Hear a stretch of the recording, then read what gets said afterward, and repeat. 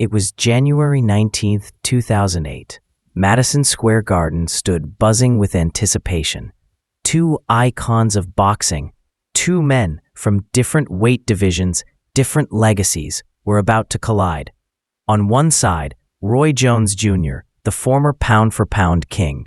His speed was poetry, his reflexes unmatched, his aura legendary. But time had caught up. No longer the invincible force of the 90s, Jones was entering the ring with questions swirling around his name. Could he still summon the brilliance that once made him untouchable? On the other side, Felix Tito Trinidad, Puerto Rico's beloved warrior, a knockout artist who carried dynamite in both fists. Tito had left a trail of broken men in his path. But this night was different. He was stepping into the ring after years away, carrying the hopes of an entire island, determined to remind. This wasn't just a fight.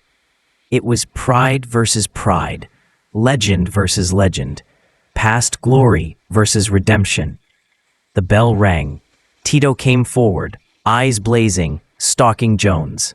But Roy, calm, measured, circled the ring, hands low, confidence etched across his face.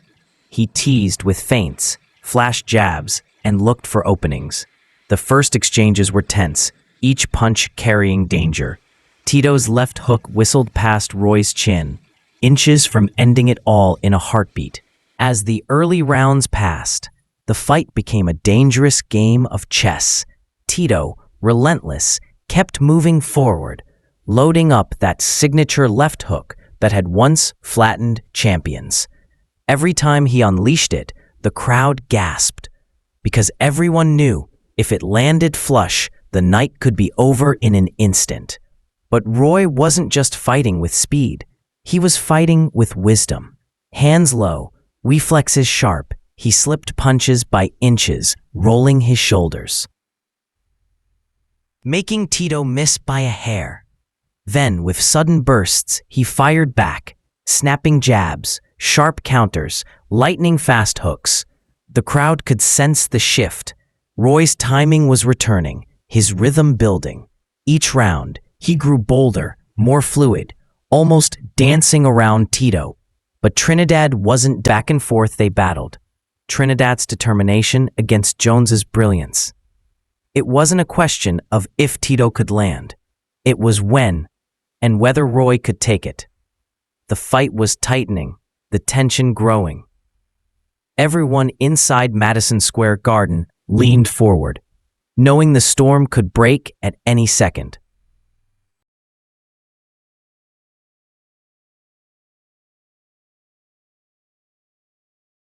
By the sixth, Roy began to shine. The flashes of vintage Jones, the speed, the showmanship, the angles no one else could create, they all came alive. He stood in front of Tito, with his hands dangling by his thighs, daring him to throw, taunting him with head movements so slick it seemed unreal. Then came the counters. Roy's right hand cracked like a whip, sending sweat flying from Tito's head. A left hook landed with precision, followed by dazzling combinations that lit up the crowd. The ring was now Roy's stage, and he was performing. But this was no one-sided exhibition. Every time Roy landed, Tito answered with heavy artillery. He stormed forward, firing hooks, pushing the pace, refusing to give an inch. Yet slowly, methodically, Roy was breaking him down, not with sheer power, but with brilliance. The crowd rose to their feet, sensing that something special. Even as the rounds slipped away, Trinidad's pride never faltered. He knew he was behind, but he refused to stop coming forward. Each step was defiance. Each punch was the heart of a warrior unwilling to surrender. The ninth brought drama. Roy landed a devastating right hand that staggered Tito, forcing him back toward the ropes. The crowd erupted, sensing the end. But somehow, Trinidad steadied himself, absorbing. When the final bell rang, the fighters embraced, two legends bound by mutual respect. The judges delivered the verdict, a unanimous decision, clear and decisive for Roy Jones Jr., but the result told only part of the story. This wasn't just Roy's redemption, it was Tito's defiance. After years away, he had returned and stood tall against one of the greatest to ever lace them up. For Roy, the victory was sweet. The critics had doubted him, whispered that his time was gone, but under the lights of Madison Square Garden, he gave them an answer, not with words, but with brilliance. The crowd cheered both men, Trinidad for his courage, Roy Jones for his resurrection. That night wasn't about belts. It wasn't about rankings. It was about legacy. Two warriors, two nations, one unforgettable battle. And when the lights dimmed, one truth remained. Roy Jones Jr. had reminded the world when the lights dimmed inside Madison Square Garden. The echoes of the fight still rang in every corner. Roy Jones Jr., arms raised, had proven once again why his name belongs among the immortals. His performance wasn't just a victory, it was a resurrection. He had silenced the whispers of doubt and painted the canvas with the brilliance of his past. For Felix Trinidad, the night told another story. He did not leave Trinidad with his heart, his power, his refusal to bow to anyone. The verdict was official.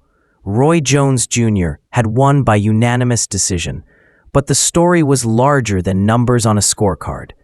It was about the reminder that greatness, even when questioned, can still shine, and that warriors, even in defeat, can inspire nations. As the fighters embraced, fans stood to their feet, applauding not just the winner, but the battle itself. Because on that night, history was written in sweat, blood, and unyielding spirit. And when the lights finally faded, one truth remained: legends never die. They live forever in nights like this.